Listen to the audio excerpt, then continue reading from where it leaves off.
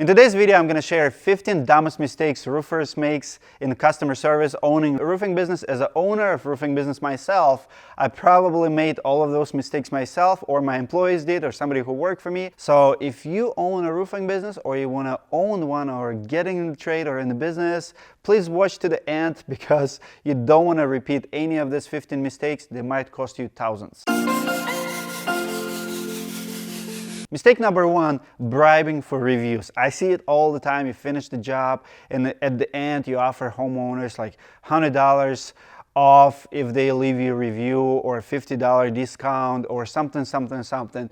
Reviews cannot be bought. It's illegal. It's immoral. If you're doing a good job, people will be happy to write you a review. Stop doing that. Because sooner or later somebody gonna go online and they're gonna write like, you know, he offered me $50 and I probably would do it anyway, but it was a nice gift card or something. So stop bribing for reviews. Customer service mistake number two that a lot of guys do is being late. For some reason, roofers, they're like entitled. They feel like, you know, I can get there anytime. They're lucky to get me, whether it's appointment or the job itself. You cannot be late. I understand this is not an army, but you have to stick to your schedule and you have to be on time. People get pissed of contractors being late more than almost anything. They take their days off sometimes to show you to open the house and so you can start the work, make sure you have everything, and here you are running 30 minutes late, and they're gonna be running late to their jobs, to their errands. How do you think it's gonna go as a customer service goes? Bad. So make sure you're on time every single time. Customer service mistake number three is not being responsive. Probably number one out there reason for complaints for the contractors is not returning phone calls, not returning emails. Contractors are very, very hard to reach. And I understand why it's happening, because we don't have receptionists. We want to do it all. We want to answer every single phone call. Yet we want to sell. We want to manage. We want to just be the business. You're another business. Hire somebody, hire assistant to manage your schedule, to return phone calls. Don't piss people off. That pisses people off more than anything. Just by replying on time, you're gonna close more jobs and you're gonna have way better customer service. Mistake number four, using homeowner's letter. Happens all the time. Listen, you should not be in business if you don't have letter all the time with you. You came without letter, apologize, maybe try to reschedule, but at no circumstances reach for that letter or ask for that letter. Maybe when you try to reschedule, if homeowner offers it to you and it comes naturally and he's like, you know, I understand things happen, but please use mine. I don't want to reschedule appointment. Maybe do it that way, but don't come to somebody's house and say, well, is it okay if I use your letter? I kind of forgot mine. I mean, for one, you're already not an expert. For two, unless you have amazing excuse, like your truck is in the shop and you have to get a rental or something like that. I mean, those would be extremes, but if it's normal day and they see that you drive your regular car, you should have letter with you. Customer service mistake number five is turning music way too loud. Listen, it's not a party. I understand that you need some music, some vibes, like to keep moving. You're probably tired. It's your motivation. It, you know, feeds your brain. But especially if you're a foreigner like me, don't turn the music that people don't understand. I mean, maybe buy some AirPods. I'm not against listening music, but I don't like when people make other people uncomfortable. Your freedom stops where somebody else's freedom starts, right? So people have kids. You don't want to, you know, violent music or something aggressive that they might not like. I mean, be very conservative, be very neutral, something maybe right next to you, only you can hear, not super loud that all the neighbors start complaining about how loud your music is. Number six, mistakes happens. Something will go wrong. They might have a flat tire because of your nail. You might break a window. You might, you know, break a bush or something.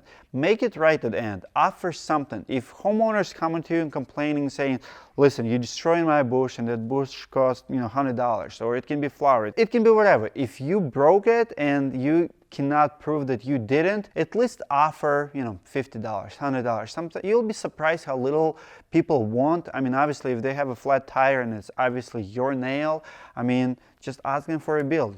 You know, if you're doing $10,000 job, how bad it is to pay $100. It's just the right thing to do. But I see contractors, arguing, it's like, I don't want to pay it. It's your responsibility. I told you not to be. No.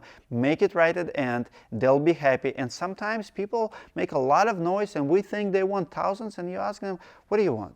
What will make you happy? And people are like, can you take $100 off? And I'm like, absolutely. Let's just do this, right? Make it right at the end. Mistake number 7 is asking for payment right away. I see it's happening all the time. I understand that in your mind, it's pay upon completion. And I can relate to it. Like, I want to get paid right away too. And you are right. It's not net 7 or net 14. You finish the job, you deserve to get paid. But you need to understand how homeowner looks at it. He also knows that he owes you money at the end of the job. But the way he looks at it is just another bill.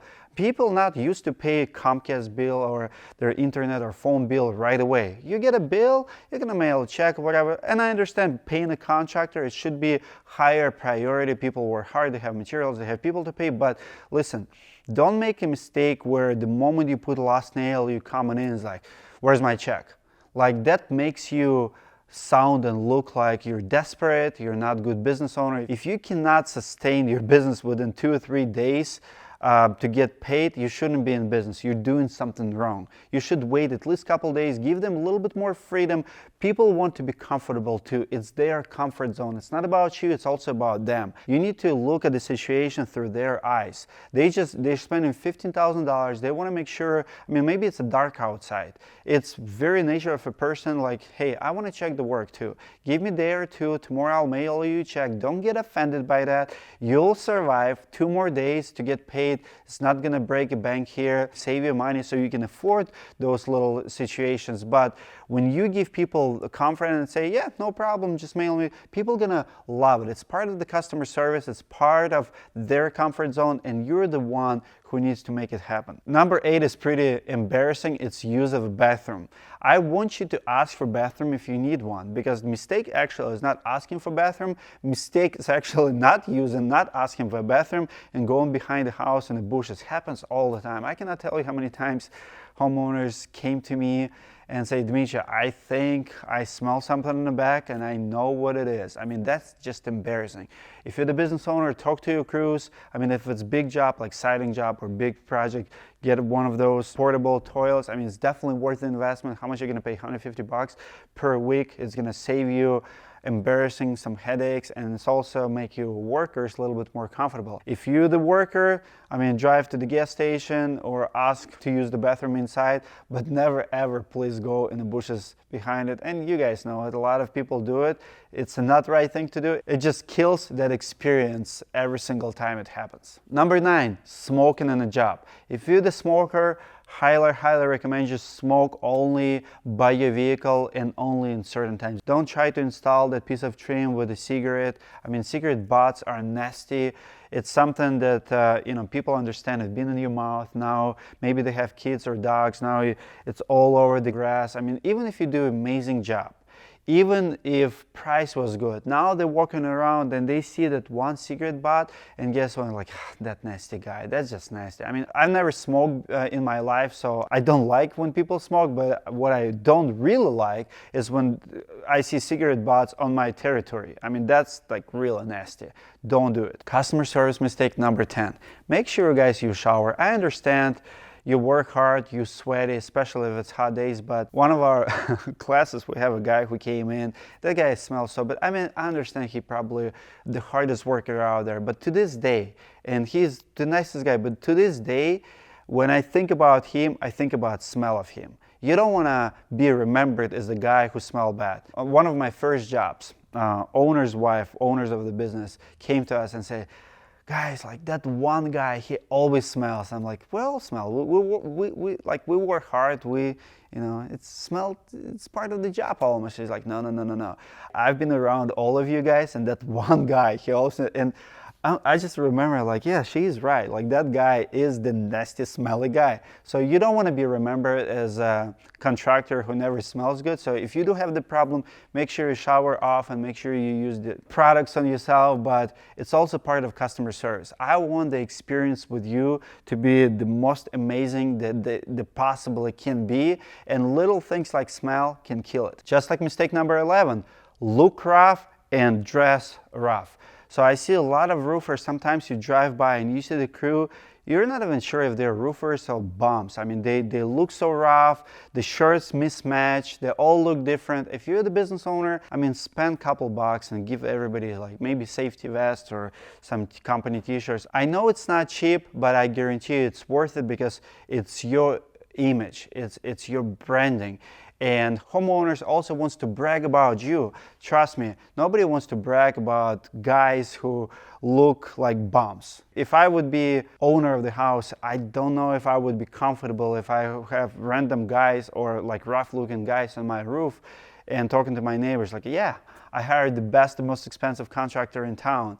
And we would look at the roof. I mean, I just picturing that. It's just, you can't win. You might be the best roofer in town, but when you look rough, you look rough. Mistake number 12 kills a lot of good jobs out there. It's a bad cleanup. Cleanup is one of the most important things in this business. People will judge you how you clean up, and your job is only as good as your cleanup. Clean up well, people will brag about the job, they're gonna give you compliments. As a matter of fact, I believe I've seen the most positive reviews about roofers just because of their cleanups. And I've seen the most negative reviews because of the bad cleanups. It doesn't really matter what you've done on the roof. People can only judge you what see on the ground, and make sure you clean the job. Customer service mistake number 13. This is also really big. It's not asking permission to put a yard sign.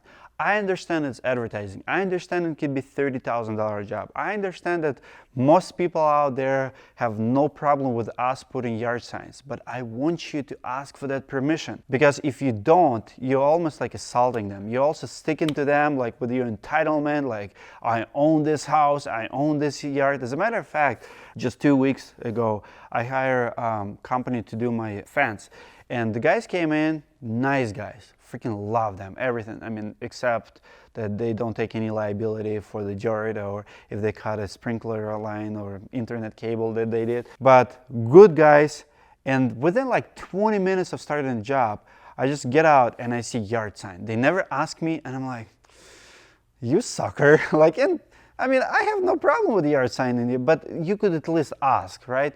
So don't assume that they're okay with it. Sometimes, for example, association do not even allow yard sign. And also when you do that, you know, you also have to talk about when you're going to take it out. Some people don't like for yard sign to be there after job is finished. Some people will tell you, well, oh yeah, you guys are so awesome, keep that yard sign there for a month if you want to. Or if it's such a big deal for you, put it in your contract that you're going to do it at the signing and then it's going to be there for 2 weeks after. Like, if it's important to you, talk about it, but never ever assume that people are okay with that, because you can also assault them. And then if you sell the job, everything is good, and then you don't want to hear that complaint like, yeah, I didn't appreciate the fact that you put yard sign.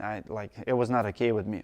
Again, simple customer service mistake. Number 14, a lot of contractors treat their homeowners' houses and assets like their own, like their belongings. I'm talking about chairs, I'm talking about tables, maybe for lunch you just assume that you can go in, you know, if you see a nice patio, you can just maybe, I don't know, use their grill or something.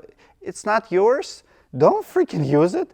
Go eat in your garage unless you've been invited, unless you ask about if you can use it. And I mean, it will be awkward if you ask to use it and they say don't. You're like, oh, thanks goodness I asked, right? But don't assume that you can use their furniture. Don't assume that you can use anything in their house. Unless you talked about it, it's not yours. It's their privacy. Just because you work for them doesn't mean you can use it.